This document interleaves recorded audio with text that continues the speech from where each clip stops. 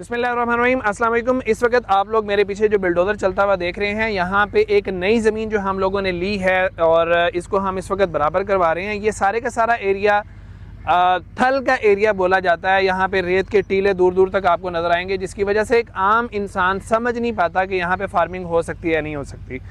यहाँ पे फार्मिंग करना थोड़ा सा डिफ़िकल्ट होता है कि गर्मी बहुत ज़्यादा है, रेत है, तो पानी की ज़रूरियात बहुत ज़्यादा होंगी। लेकिन इसका बहुत बड़ा बेनिफिट ये है कि यहाँ के ज़्यादातर एरिया के अंदर ज़मीनी पानी मीठा है और जो ज़मीन है उसके ऊपर अगर 1 से 2 साल फसल काश्त कर ली जाए तो वो बड़ी ज़रख़ेज़ ज़मीन बन जाती है।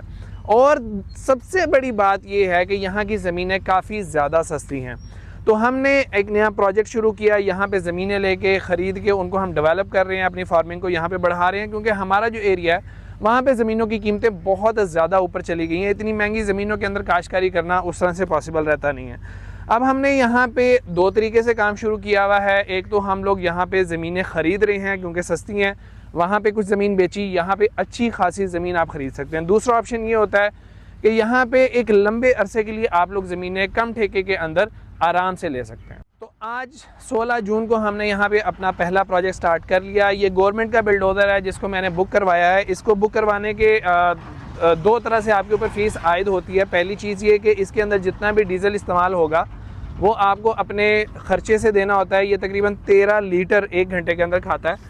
और इसकी जो फ़ीस होती है वो छोटे ज़मींदार के लिए 100 रुपये घंटा और बड़े ज़मींदार के लिए जिसकी ज़मीन थोड़ी ज़्यादा है उसके लिए 650 रुपये घंटा होती है।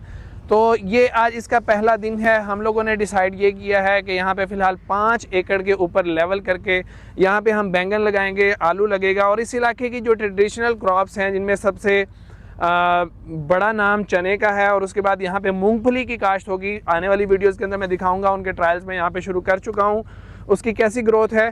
यहाँ पे अगर आपने फार्मिंग के अंदर कामयाब होना है तो उसके लिए ड्रिप इरिगेशन के अलावा आपके पास कोई हल नहीं होता। अब हम 5 एकड़ को लेवल कराएंगे। ये 32 एकड़ का हमारे पास प्लॉट है। बाकी सारे के ऊपर यहाँ पे 4 सोलर सिस्टम, 4 ड्रिप इरिगेशन के सिस्टम्स लगेंगे, जिससे हम इन टीलों के ऊपर बगैर लेवल किए ज़मीन को चना भी लगाएंगे, मूंगफली भी लगाएंगे, कपास भी लगाएंगे, आलू भी लगाएंगे, सब्जियात भी लगाएंगे। तो ये सारी चीज़ें वक्त के साथ साथ आप लोगों को होती हुई नज़र आएंगी। हम लोग किस तरीके से डेवलपमेंट कर रहे हैं, 1 घंटे के अंदर ये बिल्डोज़र कितना काम करके दे रहा है। अभी आज इस वक्त तकरीबन कोई 10:30 साढ़े 10 का टाइम है। सुबह 8:30 बजे बिल्डोज़र शुरू हुआ था और जहाँ पे वो मट्टी के वो डीज़ल के ड्रम आप लोगों को नज़र आ रहे हैं, वहाँ से लेके यहाँ तक ये बिल्डोज़र अपना काम कर चुका है। तो अच्छा खासा काम करता है। हम यहाँ पे हरगिज़ ये कोशिश नहीं करेंगे कि सारे का सारा प्लॉट एक लेवल पे हो।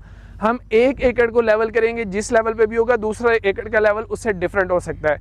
पैसे बचाएंगे ताकि वो पैसा हम यहाँ पे डेवलपमेंट के ऊपर फोकस करके उस पर लगा सकें। तो इस जो प्रोजेक्ट है इसके ऊपर मैंने 4 से 5 साल वर्किंग की। इसको बहुत अच्छे तरीके से समझा, यहाँ की क्रॉप्स को, यहाँ के मसाइल को समझा, और आखिर हमने यहाँ पे ज़मीनें लेके काम शुरू किया।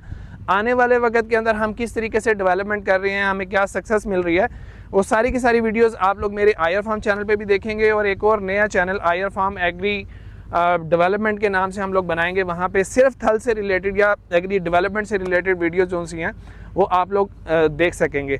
तो उम्मीद है ये वीडियो आपको पसंद आई होगी और इसके बाद आने वाली वीडियोज़ आपको मज़ीद पसंद आएंगी। मज़हर अली को इजाज़त दीजिए। अल्लाह हाफ़िज़।